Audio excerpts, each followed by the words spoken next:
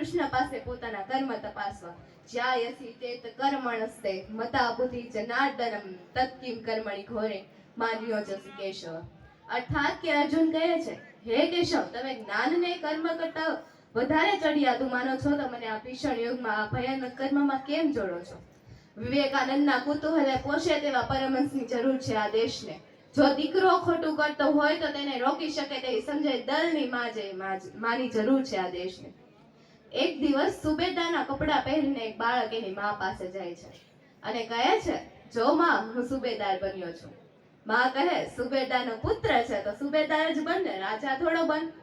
આ શબ્દો બાળકના હૈયામાંથી આરપાર થઈ ગયા.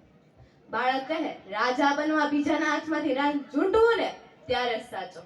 આ બીજું કોઈ નહીં, માતા જીજાબાઈ અને સુપુત્ર શ્રી શિવાજી મહારાજ.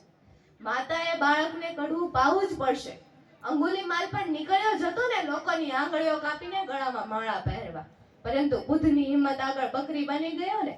ખોટે રસ્તે જતા યુવાનોને અરીસો બતાવવાનું કાર્ય આજના બુદ્ધ પુરુષોનું પણ છે.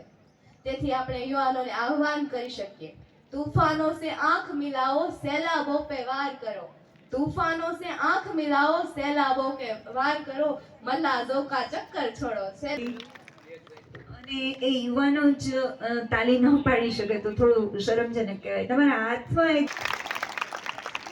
હવે પછી ગરબાની પ્રસ્તુતિ માટે માધ્યમિક વિભાગની